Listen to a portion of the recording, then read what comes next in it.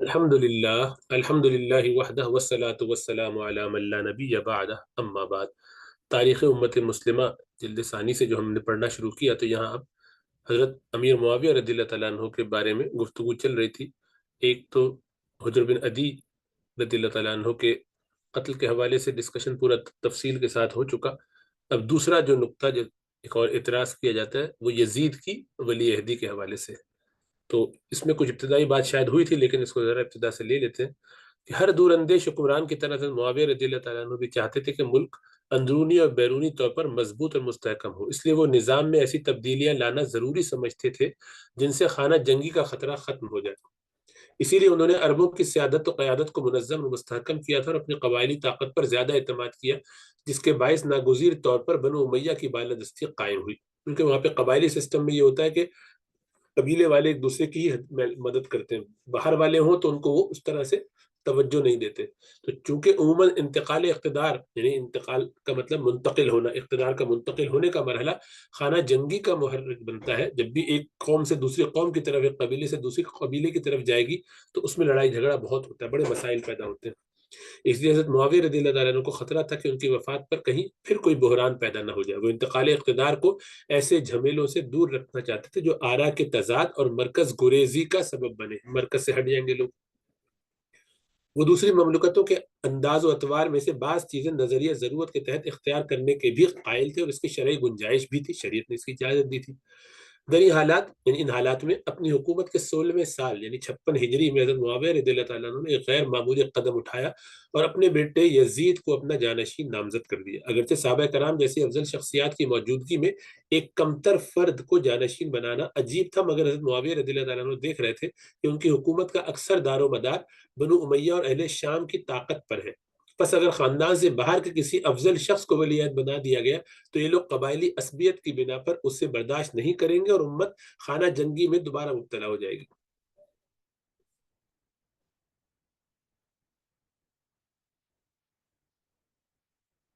اور بعد کے حالات نے اس خدشے کو بالکل درست ثابت کیا۔ چنانچہ بعد میں عبداللہ بن زبیر رضی اللہ تعالیٰ عنہ جب خلیفہ بنے تو باقی تمام امت مسلمہ نے ان کی بیعت کر لی، مگر اموی امراء نہ مانے اور ان کے خلاف شمشیر بکف ہو گئے۔ انہوں نے عبداللہ بن زبیر رضی اللہ تعالیٰ عنہ کی صحابیت اور علم و فضل اور فضائل و مناقب کو بالکل نظر انداز کرتے ہوئے اپنی حکومت بنانے پر اصرار جاری رکھا، اور 9 سالہ طویل خون ریزی کے بعد عبداللہ بن زبیر رضی اللہ تعالیٰ عنہ کو شہید کر کے چھوڑا اور آخرکار اپنا اقتدام قائم کر کے ہی دم لیا۔ اسی فتنے سے، اسی خطرے سے ڈرتے تھے سیدنا معاویہ رضی اللہ تعالیٰ عنہ کی امت دوبارہ اس چکر میں نہ پڑ جائے، اسی لیے کہا کہ بہتر ہے دو میں سے یہ زیادہ بہتر ہے کہ اس کو قبول کیا جائے۔ جمہور علماء کا مسلک یہ ہے کہ حضرت امیر معاویہ رضی اللہ تعالیٰ عنہ کے اس اقدام کے 2 پہلو تھے۔ ایک، اپنے بعد کے لیے جانشین مقرر کر دینا تاکہ امت متحد اور متفق رہے، یہ بالکل درست تھا۔ دوسرا پہلو تھا اپنے بیٹے کو جانشین بنانا۔ اس دوسرے پہلو میں حضرت معاویہ رضی اللہ تعالیٰ عنہ سے خطۂ اجتہادی ہوئی، انتظامی رائے اور سیاسی تدبیر کے درجے میں یہ فیصلہ درست ثابت نہیں ہوا، تاہم وہ اپنے اس فعل میں نیک نیت، مخلص اور امت کے خیر خواہ تھے۔ ان کے پاس ایسے دلائل ضرور تھے جن کی بنا پر انہوں نے یہ قدم اٹھایا، اور ان کا یہ فیصلہ بہرحال شرعی جواز کی حدود میں تھا۔ حضرت معاویہ رضی اللہ تعالیٰ عنہ کی نگاہ میں اگلے خلیفہ کا اہل شام کے نزدیک مقبول ہونا بہت ضروری تھا، ورنہ مرکز میں انتشار پیدا ہوتا اور پورا عالم اسلام متاثر ہوتا۔ لہٰذا انہوں نے انتقال اقتدار کا اختیار اپنے پاس رکھا اور اپنے رفقا کی مشاورت سے اپنے بیٹے یزید کو ولی عہد نہ مقرر کیا۔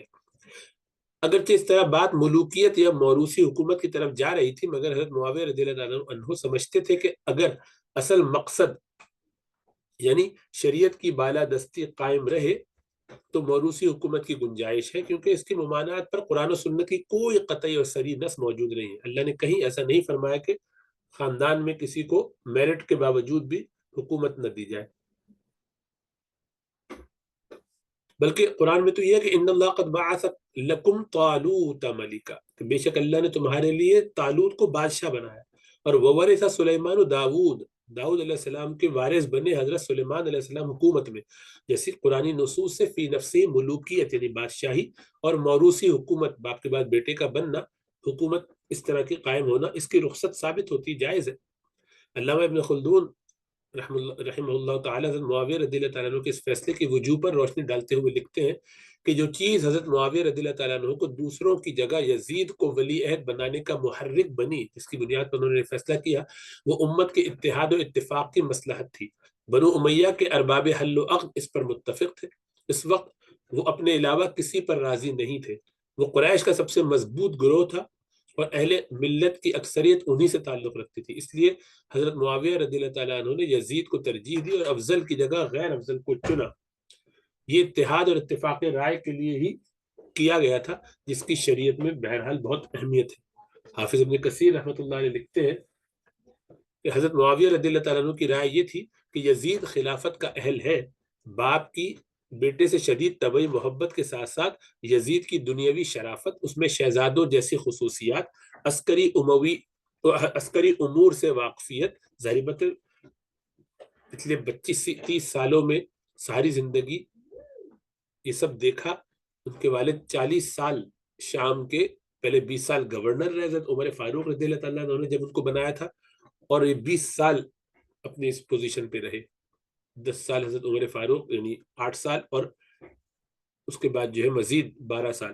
تو یعنی حضرت عمر فاروق کے زمانے کے کچھ یعنی بیچ کے حصے میں وہ بنے تھے۔ تو اس طرح وہ جب اپنی خلافت شروع ہونے سے پہلے 20 سال گزار چکے تھے۔ 5 سال 4.5 سال حضرت علی رضی اللہ تعالیٰ عنہ کے زمانے کے، 12 سال حضرت عثمان کے زمانے کے، 16 سال کے قریب ہو گئے، اور 4-5 سال حضرت عمر کے زمانے کے، اور اس کے بعد تقریباً 19 سال ان کی اپنی، 19.5 سال اپنی حکومت رہی، جب وہ خلیفہ ہو گئے حسن رضی اللہ تعالیٰ عنہ کے ان کے حوالے کرنے کے وقت سے لے کر۔ تو اس طرح اتنے عرصے میں یزید پیدا ہوا ہے، اور یہی گھر میں شروع سے دیکھا، ایک سسٹم کا حصہ آپ ہو جاتے ہیں تو آپ کو سیاست، بہت ساری چیزیں، بہت سارے امور سمجھ میں آتے ہیں جو عام لوگوں کو نہیں پتہ چلتا۔ حکومتی نظم و نسق چلانے کی قابلیت، اس کی ذمہ داری سنبھالنے کی صلاحیت کی وجہ سے ان کی یہ رائے بنی، اور ان کا گمان تھا کہ صحابہ کرام کے فرزندوں میں سے کوئی اس انداز سے ملک کی انتظام نہیں سنبھال سکتا۔ سب کی درجات بڑے اونچے تھے، سب بہت اونچے دور درجے کے لوگ تھے، لیکن ان میں سے کسی کو تجربہ نہیں تھا اتنے سالوں میں سیاست کرنے کا، ملک سنبھالنے کا۔ یزید کو ولی بنانے کی وجوہ، غالباً شروع میں حضرت معاویہ رضی اللہ تعالیٰ عنہ کے ذہن میں یزید کی جانشینی کا کوئی خیال نہ تھا۔ ایک بار حاکم عراق زیاد نے حضرت قبیصہ بن جابر کو کسی کام سے حضرت معاویہ رضی اللہ تعالیٰ عنہ کے پاس دمشق بھیجا۔ انہوں نے دوران گفتگو حضرت معاویہ رضی اللہ تعالیٰ عنہ سے پوچھا کہ آپ کے بعد خلافت کی ذمہ داری کون سنبھالے گا؟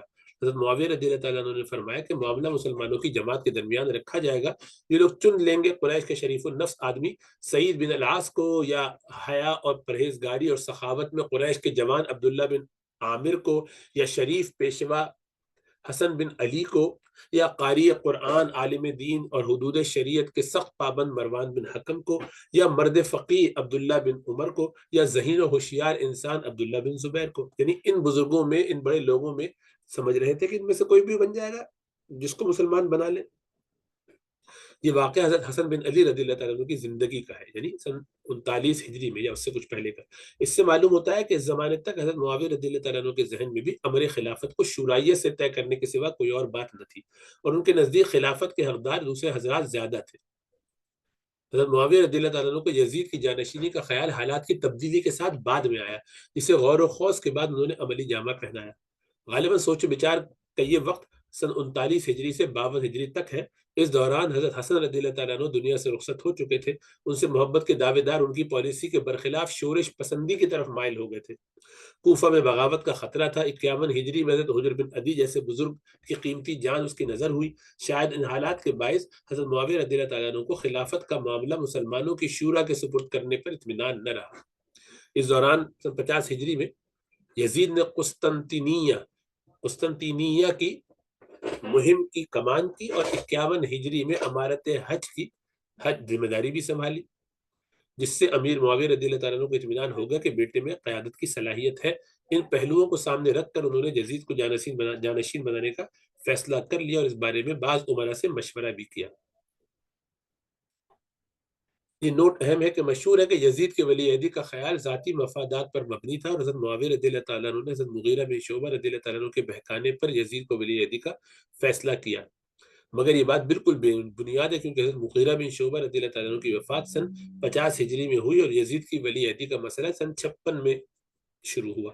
یہ بھی کہا جاتا ہے کہ حضرت معاویہ رضی اللہ تعالیٰ عنہ نے مکر و فریب اور جبر و تشدد کے بل بوتے پر بیٹے کے حق میں استصواب رائے کروایا۔ حضرت عبداللہ بن عمر، حضرت عبداللہ بن عباس، حضرت عبداللہ بن زبیر اور حضرت حسین رضی اللہ تعالیٰ عنہ اجمعین جیسے اکابر کو ڈرایا، دھمکایا، لالچ بھی دیا، اور ان کے سر پر شمشیر بکف جلات کھڑے کر دی کہ اگر یہ نفی کرے تو سر کاٹ دینا۔ پھر مجمع عام میں جا کر جھوٹا اعلان کر دیا کہ ان حضرات نے بیعت کر لی ہے۔ اس قسم کی روایات انتہائی ضعیف ہیں جو ہرگز قابل اعتبار نہیں۔ اس حصے کے آخر میں ہم دور صحابہ سے متعلق اہم شبہات کے جوابات کے زیر میں ایسی روایت کی حقیقت بیان کریں گے۔ نیز مفتی تقی عثمانی صاحب مدظل العالی کی گراں قدر تصنیف حضرت معاویہ رضی اللہ تعالیٰ عنہ اور تاریخی حقائق کا مطالعہ کیا جائے، جس میں اس قسم کے اعتراضات کا نہایت عمدہ محاکمہ کیا گیا ہے۔ تبری کی روایت، حضرت معاویہ رضی اللہ تعالیٰ عنہ نے یزید کے لیے بیعت لینے کا ارادہ کیا تو زیاد کو خط لکھ کر مشورہ مانگا۔ زیاد نے عبید بن کعب کو بلوا کر یہ ماجرا سنایا اور کہا کہ امیر المومنین کو اس معاملے میں لوگوں کی مخالفت کا اندیشہ ہے اور وہ ان کی تائید چاہتے ہیں اور مجھ سے مشورہ مانگ رہے ہیں۔ یہ اسلام کا مسئلہ اور بڑی ذمہ داری کا معاملہ ہے۔ یزید میں کچھ لاابالی پن ہے اور وہ شکار کا بھی بہت شوقین ہے۔ تم امیر المومنین سے جا کر میری طرف سے یزید کے مشاغل سے آگاہ کر دو اور کہہ دو کہ وہ اس معاملے میں جلدی نہ کرے۔ عبید نے کہا کہ امیر المومنین کو اپنے بیٹے سے بددل کرنا مناسب نہیں ہے۔ میں یزید سے جا کر ملتا ہوں اور اسے بتاؤں گا کہ امیر المومنین اسے ولیعہد بنانے کا مشورہ کر رہے ہیں، وہ ایسے مشاغل کو چھوڑ دے تاکہ لوگوں کو حرف گیری اور مخالفت کا بہانہ نہ ملے۔ یزید نے اس رائے کی تائید کی اور عبید کو یزید کے پاس روانہ کر دیا۔ عبید کے سمجھانے سے یزید نے اپنے بہت سے معمولات ترک کر دیے۔ اکابر مدینہ کی یزید کی ولی عہدی پر تحفظات۔ اکابر مدینہ کا عالم اسلام کی سیاست میں اہم ترین کردار تھا، اس لیے حضرت معاویہ رضی اللہ تعالیٰ عنہ نے انہیں ہم آہنگ بنانے کی پوری کوشش کی۔ انہوں نے خاص طور پر عراق کے گورنر زیاد کو مدینہ منورہ بھیجا تاکہ وہ اہل مدینہ کو قائل کرے۔ زیاد نے تقریر کر کے لوگوں کو ہمنوا بنانے کی کوشش کی، مگر حضرت عبد الرحمن بن ابی بکر رضی اللہ تعالیٰ عنہ کھڑے ہو گئے اور بولے، اے بنو امیہ، تم ہماری 3 باتوں میں سے کسی ایک کو اختیار کر لو، رسول اللہ صلی اللہ علیہ وسلم کی، حضرت ابو بکر صدیق کی، یا حضرت عمر فاروق کی سنت کو لے لو۔ یہ معاملہ ان سب کو پیش آیا تھا۔ ان میں سے ہر ایک کے گھرانے میں اس منصب کے اہل لوگ موجود تھے، مگر انہوں نے معاملہ مسلمانوں کی جماعت کے سپرد کیا۔ تم قیصری نظام لانا چاہتے ہو کہ جب ایک قیصر مرے تو دوسرا مسلط ہو جائے؟ حضرت معاویہ رضی اللہ تعالیٰ نے کچھ مدت بعد یہی کام مروان کو سونپا، جسے سن 54 ہجری میں دوبارہ دوسری بار یعنی مدینہ کا گورنر بنایا گیا تھا۔ مروان نے یزید کی ولی عہدی کے حق میں دلیل دیتے ہوئے کہا کہ یہ ابو بکر صدیق کی سنت راشدہ ہے۔ عبد الرحمن بن ابی بکر رضی اللہ تعالیٰ عنہ نے پھر اعتراض کیا اور کہا کہ یہ قیصر ہرقل کا طریقہ ہے۔ ابو بکر صدیق نے اپنے گھر اور برادری کو بھی چھوڑ کر بنو عدی کے ایک شخص حضرت عمر فاروق کو فقط یہ دیکھ کر منتخب کیا کہ وہ اس کام کا اہل ہے۔ یزید کی بیعت سے اکابر مدینہ کی لا تعلقی۔ عبد الرحمن بن ابی بکر رضی اللہ تعالیٰ عنہ کے علاوہ عبداللہ بن عمر، عبداللہ بن زبیر، حضرت حسین بن علی رضی اللہ تعالیٰ عنہم اجمعین نے یزید کی ولی عہدی سے بے رغبتی ظاہر کی۔ امت کے افضل ترین افراد یعنی عشرہ مبشرہ کے آخری 2 بزرگوں سعید بن زید اور سعد بن ابی وقاص کی رائے بہت اہم تھی۔ 2 ہی رہ گئے تھے 10 میں سے۔ خلافت راشدہ میں نافذ کردہ ایک ضابطے کے مطابق ان کے بغیر امر خلافت طے ہی نہیں ہو سکتا تھا، مگر ان دونوں بزرگوں نے بیعت میں قطعاً کوئی دلچسپی نہ لی۔ مروان خاصی دیر تک سعید بن زید رضی اللہ تعالیٰ عنہ کا منتظر رہا۔ آخر ایک شامی سپاہی انہیں بلانے گیا، انہوں نے عنقریب آؤں گا کہہ کر بات ٹالنے کی کوشش کی۔ شامی سپاہی نے دھمکی دی کہ تم چلو ورنہ تمہاری گردن مار دوں گا، مگر سعید بن زید رضی اللہ تعالیٰ عنہ مرعوب نہ ہوئے اور مروان کے پاس نہ گئے۔ اسی طرح حضرت سعد بن ابی وقاص بھی گوشہ نشین رہے۔ بیعت سے اعراض کرنے والے اکابر کے دلائل۔ ان اکابر کا یزید کی ولی عہدی قبول کرنے سے گریز کرنا بلا وجہ نہ تھا۔ ان کے نزدیک انتقال اقتدار کا یہ طرز درست نہیں تھا، اگرچہ اولاد کو حکومت کا وارث بنانے کی ممانعت پر کوئی نص قطعی یعنی کوئی صریح حکم قرآن و حدیث میں موجود نہیں تھا کہ اپنی اولاد کو نہیں بنا سکتے، مگر بعض شرعی احکام سے اس طرز کے نامناسب ہونے کا واضح اشارہ ملتا ہے۔ مثلا کسی عدالتی قضیے میں باپ کی گواہی بیٹے کے حق میں قبول نہیں کی جا سکتی۔ اس سے اشارہ ملتا ہے کہ ظاہر بات ہے رشتہ دار ہوتے ہیں تو ایک دوسرے کے بارے میں کانفلکٹ آف انٹرسٹ یا جسے کہنا چاہیے بایاس ہونے کا امکان ہوتا ہے۔ بس امت کے معاملے میں باپ کی طرف سے بیٹے کی قابلیت پر گواہی مشکوک ہوگی، تو باپ اگر بیٹے کے بارے میں کچھ کہہ رہا ہے تو اس کا ذرا سا سوچنا چاہیے کہ بھئی یہ آپ کی ذاتی رائے ہے، اس میں محبت اور شفقت سب شامل ہے، اس لیے وہ ان بایس نہیں ہو سکتی۔ باپ بیٹے کو زکوٰۃ نہیں دے سکتا کیونکہ اس پر امت کے فقراء کا حق ہے، پس امت کی قیادت بھی امانت ہے جو بیٹے کو سونپ دینا کم از کم مشکوک ضرور ہو جائے۔ سب سے بڑھ کر یہ ہے کہ ایسا کوئی عمل حضور صلی اللہ علیہ وسلم اور خلفائے راشدین سے ثابت نہ تھا، بلکہ ان حضرات نے اپنی اولاد اور اقارب کو مناسب میں پیچھے اور قربانیوں میں آگے رکھا۔ قربانیاں ان سے دلوائی لیکن منصب نہیں دیے۔ حضرت عمر فاروق رضی اللہ تعالیٰ عنہ سے تو بلکہ پوچھا گیا کہ آپ کو جب زخمی کیا گیا اور آپ بہت 3 دن تک بیمار رہے تو اس دوران لوگوں نے کہا کہ حضرت عبداللہ بن عمر رضی اللہ تعالیٰ عنہ کو آپ کیوں نہیں اس معاملے میں ذمہ داری دیتے؟ تو فرمایا کہ وہ یہ تو ڈسکوالیفیکیشن ہے، یعنی گویا خلاصہ اس کا یہ کہ ہمارے خاندان میں سے میں نے جتنی قربانی دین کے لیے خدمت کرنی تھی میں نے کر لی، اب یہ ہمارے خاندان میں سے کسی کو ذمہ داری نہیں دی جائے گی، بہت ہم نے جان مار لی ہے، بس مزید کوئی نہیں۔ تو یہ ان کے حساب سے ایک بڑا اہم عمل تھا۔ بہرحال ان حضرات نے اپنے اولاد اور اقارب کو مناسب میں پیچھے اور قربانیوں میں آگے رکھا۔ یہ نیا طرز بادشاہت، یہ نیا طرز بادشاہت کے مشابہ تھا جس میں موروثی حکومت چلتی ہے اور اہلیت کا لحاظ کیے بغیر اقتدار نسل در نسل منتقل ہوتا ہے، لہٰذا خطرہ تھا کہ آگے چل کر اسلامی نظام سیاست پر بھی بادشاہت کی چھاپ نہ لگ جائے اور امت کی سیادت و قیادت پر نااہل لوگ مسلط نہ ہو جائے۔ علاوہ ازیں یزید کا کردار بھی اس درجے کا نہ تھا کہ امت کا اعلیٰ ترین منصب اسے بلا تأمل سپرد کر دیا جاتا۔ اچھا، ایک نقطہ یہ بیان کر رہے ہیں، ایک تو یہ کہ سعد بن ابی وقاص اور سعید بن زید رضی اللہ تعالیٰ عنہ مدینہ سے 3 میل یعنی پورے 5 کلومیٹر دور مضافاتی بستی عقیق میں سکونت پذیر تھے، وہیں دونوں کی وفات ہوئی تھی۔ اور عام غلط فہمی یہ کہ سعد بن ابی وقاص یزید کی ولی عہدی کے اعلان سے قبل فوت ہو چکے تھے، مگر سعید بن زید کی تجہیز و تکفین اور غسل میں سعد بن ابی وقاص کا شامل ہونا صحیح روایت سے ثابت ہے۔ سعید بن زید رضی اللہ تعالیٰ عنہ یزید کے ولی عہدی کے وقت زندہ تھے، تو سعد بن ابی وقاص کا بھی ان کے وقت اس وقت میں باقاعدہ حیات ہونا خود بخود ثابت ہو جاتا ہے، یعنی کہ دونوں موجود تھے۔ خود حضرت معاویہ رضی اللہ تعالیٰ عنہ کے دست راست زیاد کی بھی ذاتی رائے یہی تھی کہ یزید خلافت سنبھالنے کے قابل نہیں ہے۔ حضرت مفتی تقی عثمانی صاحب مدظل العالی یزید کے ولی عہدی کے متعلق فرماتے ہیں کہ اگر اس ماحول کو پیش نظر رکھا جائے جس میں یہ خلافت منعقد ہو رہی تھی تو بلا شبہ یہ رائے قائم کرنے کی بھی پوری گنجائش تھی کہ وہ موجودہ حالات میں خلافت کا اہل نہیں۔ ظاہر ہے جس ماحول میں حضرت حسین، حضرت عبداللہ بن عباس، حضرت عبداللہ بن عمر، حضرت عبداللہ بن زبیر، عبد الرحمن بن ابی بکر وغیرہ جیسے جلیل القدر صحابہ صلحاء امت اور مدبرین موجود ہوں، اس ماحول میں یزید کو خلافت کے لیے نااہل یا غیر موضوع سمجھنا کچھ بعید نہیں، ظاہری بات ان کے مقابلے میں کچھ بھی نہیں تھا۔ ان حضرات کے خلاف رائے کے پیش نظر حضرت معاویہ رضی اللہ تعالیٰ عنہ نے خود مل کر انہیں حکمت اور تدبیر کے ساتھ قائل کرنے کی کوشش کی۔ سن 56 ہجری میں وہ حج کے ارادے سے حجاز تشریف لے گئے۔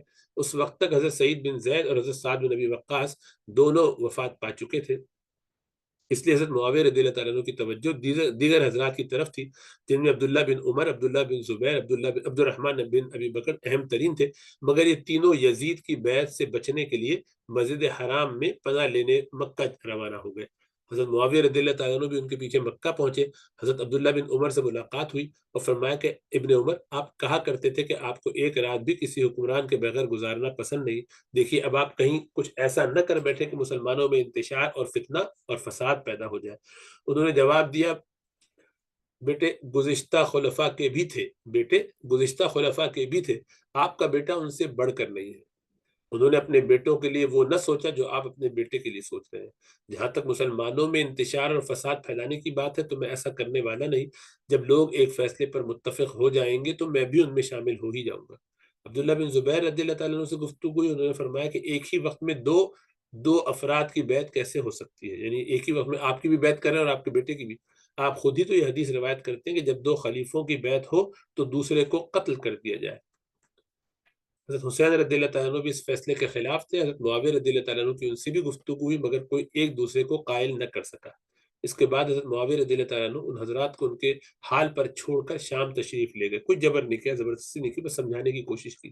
امام احمد بن حنبل رحمہ اللہ کا قول ہے کہ حضرت عبداللہ بن زبیر رضی اللہ تعالیٰ عنہ، حضرت حسین بن علی رضی اللہ تعالیٰ عنہ، حضرت عبداللہ بن ابن عمر رضی اللہ تعالیٰ عنہ نے حضرت معاویہ رضی اللہ تعالیٰ عنہ کی زندگی میں یزید کی بیعت نہیں کی تھی۔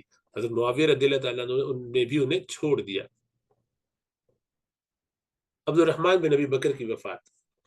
عبد الرحمن بن ابی بکر رضی اللہ تعالیٰ عنہ حضرت معاویہ رضی اللہ تعالیٰ عنہ کی شام واپسی کے بعد مکہ سے مدینہ روانہ ہوئے، مگر مکہ سے 10 میل یعنی 16 کلومیٹر دور کوہ حبشی میں وفات پا گئے۔ انہیں مکہ لے جا کر دفنا دیا گیا۔ حضرت عائشہ صدیقہ رضی اللہ تعالیٰ عنہ اگلے سال حج پر تشریف لائیں تو قبر پر آ کر کہا کہ اگر میں ہوتی تو جہاں یہ فوت ہوئے تھے وہیں دفن کرتی، یعنی جگہ سے موو نہیں کرتی۔ پھر یہ اشعار پڑھے،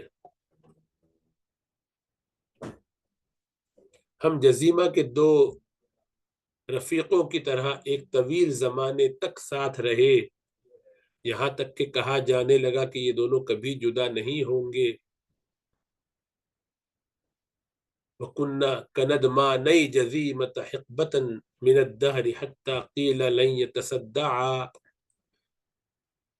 فَلَمَّا تَفَرَّقْنَا كَأَنِّي وَمَالِكًا لِطُولِ اجْتِمَاعِ لَمْ نَبِثْ لَيْلَةً مَعَا، مگر جب ہم جدا ہوئے تو گویا میں اور میرا رفیق مالک، شاعر نے چونکہ مالک کے لیے کہا اس لیے تو اس کو یہاں استعمال کر رہی ہیں کہ میرا دوست، میرا بھائی، یعنی طویل مدت کے ساتھ رہنے کے باوجود گویا ایک رات بھی ساتھ نہیں رہ سکے، تو ہم اتنا دور ہو گئے، اس زمانے سے ملاقات نہیں ہوئی۔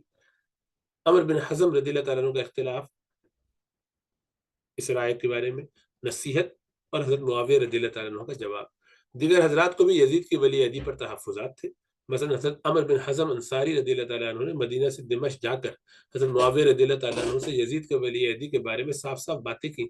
ان کا زور اس پر تھا کہ یزید کو ولی عہد نہ بنایا جائے۔ انہوں نے حضرت معاویہ رضی اللہ تعالیٰ عنہ کو حضور صلی اللہ علیہ وسلم کی حدیث سنائی کہ اللہ نے بندے کو جس کی ذمہ داری سونپی ہو ان کے بارے میں وہ قیامت کے دن اس سے ضرور پوچھے گا۔ یہ کہہ کر عمر بن حزم انصاری رضی اللہ تعالیٰ عنہ نے فرمایا کہ معاویہ، میں آپ کو اللہ کا واسطہ دے کر کہتا ہوں کہ اچھی طرح سوچ رہے اپنے بعد کس کو امت محمدیہ کا نگراں بنا کر جا رہے ہیں۔ حضرت معاویہ رضی اللہ تعالیٰ عنہ قیامت کے دن کی جواب دہی کے خیال سے سرد موسم میں بھی پسینے پسینے ہو گئے، پھر اللہ کی حمد و ثنا کر کے فرمایا کہ آپ خیر خواہ انسان ہیں، اپنی رائے کا اظہار کر دیا اور خوب کھل کر دیا۔ اصل بات یہ ہے کہ اس وقت یا تو میرا بیٹا موجود ہے یا دیگر صحابہ کے بیٹے، اور میرا بیٹا ان کے بیٹوں سے زیادہ اہل ہے۔ اس کے بعد حضرت معاویہ رضی اللہ تعالیٰ عنہ نے انہیں انعام و اکرام دے کر رخصت کر دیا۔ مدبر عراق احنف بن قیس کی رائے، حضرت معاویہ رضی اللہ تعالیٰ عنہ اختلاف رائے کی قدر کرتے تھے، تاہم اپنے طور پر وہ سمجھتے تھے کہ یزید کی تقرری میں بہتری ہے۔ آخر میں انہوں نے سرکاری عمائد کو دمشق بلا کر ان سے بات کی۔ خراسان کے فاتح اور عراق کے مدبر اعظم احنف بن قیس رضی اللہ تعالیٰ عنہ بھی یزید کے ولی عہدی سے متفق نہ تھے۔ جب ان سے رائے لی گئی تو ان کا جواب تھا، یزید کے شب و روز اور ظاہر و باطن سے آپ زیادہ واقف ہیں، ہمارا کام ہے سننا اور ماننا، آپ کا کام ہے امت کی خیر خواہی کرنا۔ بہرکیف دمشق میں مدعو کیے گئے شرکائے مجلس نے حضرت معاویہ رضی اللہ تعالیٰ عنہ کے فیصلے پر سر تسلیم خم کر دیا اور پورے عالم اسلام میں گورنروں کے ذریعے یزید کی ولی عہدی کی بیعت لے لی گئی۔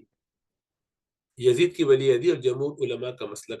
یزید کی ولی عہدی کے بارے میں جمہور علماء کا مسلک یہ کہ اس مسئلے میں انہی حضرات کی رائے زیادہ درست تھی اور زیادہ مناسب تھی جو یزید کو ولی عہد بنانے کے مخالف تھے، اگرچہ وقتی حالات کے تحت انعقاد خلافت اس طرح بھی ہو جاتا ہے، منعقد تو ہو گئی جیسے یزید کے معاملے میں ہوا۔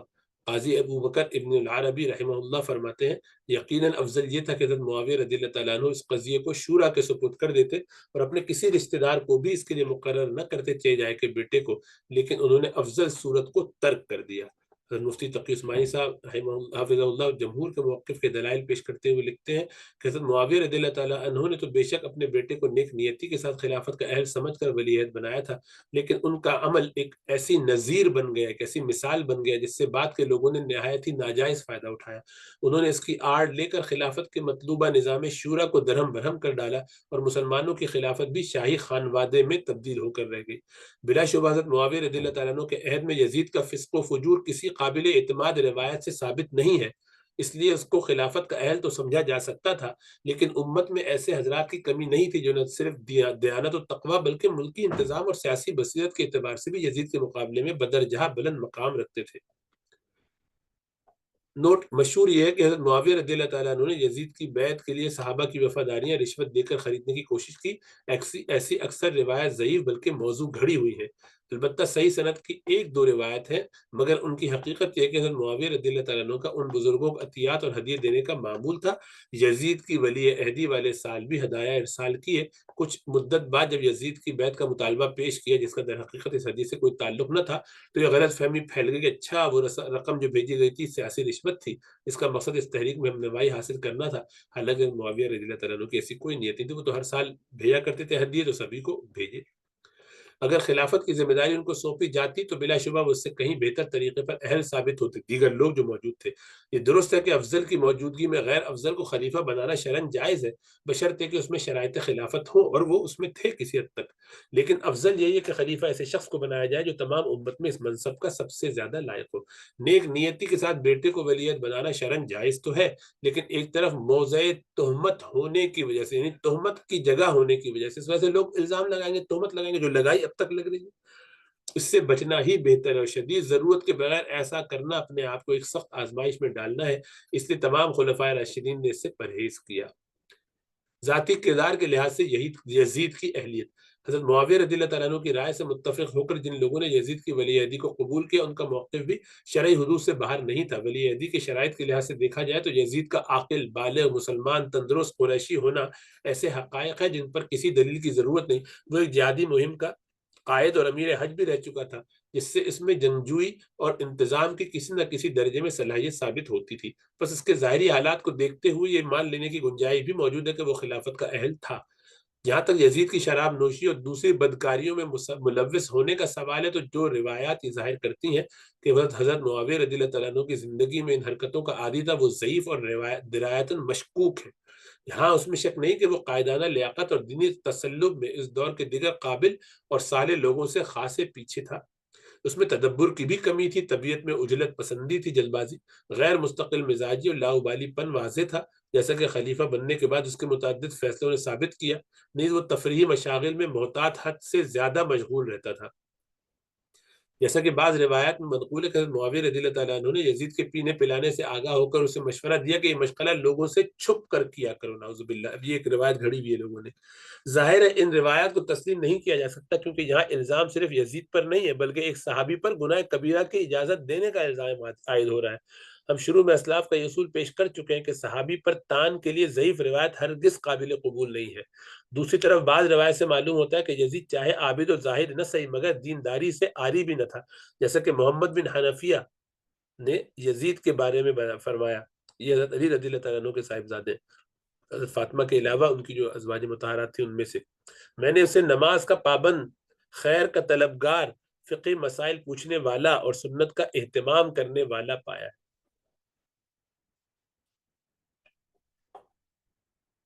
محمد بن حنفیہ کی یہ روایت اگرچہ سندن ضعیف ہے، حد درجے ضعیف ہے، اور چھٹی ہجری، ستی ہجری سے قبل کے کسی ماخذ میں اس کا حوالہ دستیاب نہیں ہے، نیز اس کے سند میں بھی طویل انقطاع ہے، بیچ میں گیپ ہے، مگر ہم اسے یزید کی ولایت کے ثبوت یا اس کے دور حکومت میں اس سے فسق کی نفی کے لیے پیش نہیں کر رہے، اس کو ولی نہیں بنا رہے، بلکہ صرف یہ بتانا مقصود ہے کہ ولی عہد بننے کے وقت وہ ایسا کھلم کھلا بدکار نہ تھا کہ اسے ولی عہد بنانے کی سرے سے گنجائش ہی نہ ہوتی۔ اگر یہ کردار کسی عام آدمی کا ہوتا تو شاید اس پر کسی کو اعتراض بھی نہ ہوتا، مگر چونکہ یزید کو مستقبل کے خلیفہ کی حیثیت سے دیکھا جا رہا تھا، اس لیے عیوب بہت گرا محسوس ہوتے تھے۔ حضرت معاویہ رضی اللہ تعالیٰ عنہ کی اپنی صف میں شامل خواص جیسے عمر بن حزم، احنف بن قیس، زیاد بن ابی سفیان کا یزید کی ولی عہدی سے ذاتی طور پر متفق نہ ہونا غالباً یزید کے کردار میں اسی قسم کی کمی کی وجہ سے تھا کہ کھیل کود میں ذرا زیادہ لگا ہوا ہے، جبکہ اکابر مدینے کے ان کا اعراض اس وجہ سے بھی تھا کہ یہ اسلامی شورائیت اور محدود تر اور مسلمانوں کے سیاسی نظام کو موروثی حکومت میں تبدیل ہوتے دیکھ رہے تھے۔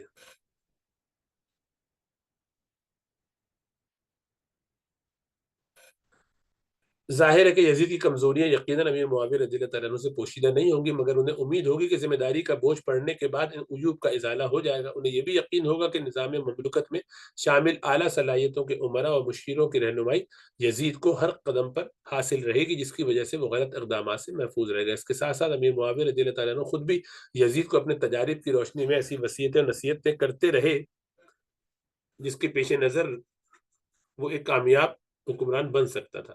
حضرت معاویہ رضی اللہ تعالیٰ عنہ کی دعا اور استخارہ، آپ رضی اللہ تعالیٰ عنہ نے اس بارے میں استخارے اور دعاؤں کا اہتمام بھی کیا، چنانچہ آپ رضی اللہ تعالیٰ عنہ نے جمعے کے دن ممبر پر دعا کی، یا اللہ اگر تو جانتا ہے کہ میں نے یزید کو اس کی اہلیت کی وجہ سے ولی عہد بنایا ہے تو اس منصب کی تکمیل کر دے جو میں نے اسے دیا ہے، اور اگر میں نے اسے اپنی محبت کی وجہ سے ولی عہد بنایا ہے تو اس کے لیے اس منصب کی تکمیل نہ فرما جو میں نے اسے دیا ہے۔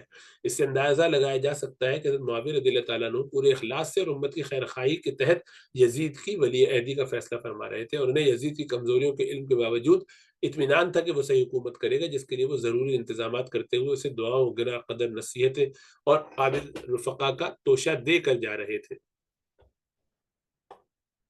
وہ بہرحال عالم الغیب نہ تھے کہ بعد کے المناک واقعات کو، حالات کو دیکھ کر اپنے فیصلے کو تبدیل کر لیتے۔ اس کو یہاں انشاءاللہ تعالی اچھا چھوٹا سا جو حصہ اس کو پڑھ ہی لیتے تاکہ یہ مکمل ہو جائے چیپٹر۔ یزید کی ولی عہدی ایک ٹیسٹ کیس۔ در حقیقت امیر معاویہ رضی اللہ تعالیٰ عنہ کا یزید کو ولی عہد بنانا ایک تجربے یا ایک ٹیسٹ کیس تھا، ایک تجربہ یا ایک ٹیسٹ کیس تھا جس کی کامیابی یا ناکامی کا فیصلہ بعد کے نتائج سے ہی ہو سکتا تھا۔ امیر معاویہ رضی اللہ تعالیٰ عنہ اس تجربے کو دیکھنے کے لیے زندہ نہیں رہے تھے۔ تجربے کو ناکام کہا جا سکتا تھا، مگر اس کی بنا پر حضرت معاویہ رضی اللہ تعالیٰ عنہ کی نیت پر شک کرنا شرافت اور انصاف سے بعید ہے، دور ہے۔ بلا شبہ یہ تجربہ ناکام ہوا۔ حضرت امیر معاویہ رضی اللہ تعالیٰ عنہ اس وقت زندہ ہوتے تو یقیناً اس قضیے کو وہیں ختم کر دیتے، اور یہ بھی تاریخی حقیقت ہے کہ انہی کے پوتے معاویہ بن یزید نے ایسا ہی کیا اور موروثی حکومت کے تجربے کو وہیں ختم کر کے اقتدار امت کی شورا کو سونپ دیا، جن کی تفصیل آگے آ رہی ہے۔ مولانا محمد قاسم نانوتوی رحمۃ اللہ علیہ مذہب امیر معاویہ دربار خلافت کے عنوان کے تحت تحریر فرماتے ہیں کہ حضرت امیر معاویہ رضی اللہ تعالیٰ عنہ کا نظریہ خلافت کے متعلق یہ تھا کہ جس کسی کو مملکت کے انتظام کا سلیقہ دوسروں سے زیادہ ہو، گو اس سے افضل ہو، تو دوسرے اسے اس کا خلیفہ بنانا افضل ہے۔ وہ یعنی انتظامی صلاحیت کو زیادہ اہمیت دیتے تھے۔ اس بات پر نظر رکھتے ہوئے یزید کو انہوں نے دوسروں سے افضل جانا، اور اگر بالفرض دوسروں سے افضل نہ بھی جانا جاتا تو بھی اس سے زیادہ بات آگے نہیں بڑھتی کہ انہوں نے افضل کو چھوڑ دیا، جیسا کہ گزشتہ مقدمات میں واضح ہو گیا ہے کہ افضل کا خلیفہ بنانا افضل ہے نہ کہ واجب، بلکہ لیکن اتنی بات کے باعث ترک افضل کا گناہ ان پر نہیں تھوپا جا سکتا کہ امیر معاویہ کے ساتھ گالم گلوچ سے ہم پیش آئیں۔ اس لیے ادب کرنا، لحاظ کرنا بہت ضروری ہے۔ یہاں نوٹ یاد رہے کہ یہ گفتگو حضرت معاویہ رضی اللہ تعالیٰ عنہ کی زندگی میں یزید کے کردار سے متعلق ہے۔ حکمران بننے کے بعد یزید کا اپنے والد گرامی کی وصیتوں کو بھلا دینا اور فسق و فجور میں مبتلا ہو جانا ایک الگ بحث ہے۔ جمہور کا اس پر اتفاق ہے کہ وہ فسق میں پھر ملوث ہوا بعد میں۔ حضرت مولانا رشید احمد گنگوئی سے سوال کیا گیا کہ کیا امیر معاویہ رضی اللہ تعالیٰ عنہ نے یزید کو اپنے روبرو خلیفہ کیا یا نہیں؟ حضرت نے جواباً تحریر فرمایا کہ حضرت معاویہ رضی اللہ تعالیٰ عنہ نے یزید کو خلیفہ کیا۔ اس وقت یزید اچھی صلاحیتوں میں تھا۔ پھر اسی قسم کے ایک اور سوال کا جواب یوں فرمایا کہ یزید اول صالح تھا، بعد خلافت کے خراب ہوا۔ خلیفہ بننے کے بعد یزید کے بعض زیادتیاں صحیح روایت سے ثابت ہیں۔ یہ وہ اقدامات تھے جنہوں نے حضرت شہادت حسین رضی اللہ تعالیٰ عنہ، واقع حرہ اور حصار مکہ جیسے سانحے کو جنم دیا۔ اگرچہ دور حکمرانی میں بھی یزید کا کسی متعین قسم کے فسق و فجور یعنی شراب نوشی اور ترک صلاۃ کا مرتکب ہونا ضعیف روایت ہی میں آیا ہے، تاہم خود بعض مدنی صحابہ اور تابعین کے ایک بڑے مجمع کا اس کے فسق پر یقین کرنا اور اس یقین کو کی بنا پر اس کے خلاف خروج کرنا صحیح السند بلکہ متواتر ہے۔ ان حضرات کے یقین پر ہم اپنے حسن ظن کو ترجیح نہیں دے سکتے۔ یہی وجہ ہے کہ جمہور علماء اسلام نے فسق یزید پر اتفاق کیا ہے اور اس کے فسق کی ضعیف روایت کو قابل استدلال مانا ہے۔ اگر روایتیں ضعیف ہیں لیکن مانا ہے اس لیے کہ وہ صحابی نہیں ہے کہ جس کے لیے کوئی سند قرآن میں حدیث میں آئی ہو۔ اگرچہ یزید پر بعض جھوٹے الزامات بھی لگائے گئے اور ایسے الزامات کے دفاع کے لیے امام ابن تیمیہ رحمۃ اللہ نے سب سے پیش رہے ہیں، انہوں نے بھی دفاع کیا ہے اس کا، مگر وہ پھر بھی فرماتے ہیں کہ اس کے باوجود یزید کا ظلم کا مادہ جو تھا وہ تو تھا۔ پھر یزید اور یہ حضرات نبرد آزما ہوئے اور اس نے حرہ والوں کے ساتھ برا سلوک کیا۔ نیز وہ فرماتے ہیں کہ جو بندہ اللہ اور آخرت پر ایمان رکھتا ہو وہ کبھی یزید اور اس جیسے غیر عادل حکمرانوں کے ساتھ ہونا پسند نہیں کرے گا۔ ہم کبھی بھی اس کے ساتھ ہونا پسند نہیں کریں، یہ ہمارے ایمان کے لیے ضروری ہے، لیکن اس سے معاویہ رضی اللہ تعالیٰ عنہ کی ذات کو یا ان کی شخصیت کو نشانہ نہیں بنایا جا سکتا۔ اللہ ہمیں سمجھ و شعور عطا فرمائے۔ السلام علیکم ورحمۃ اللہ وبرکاتہ۔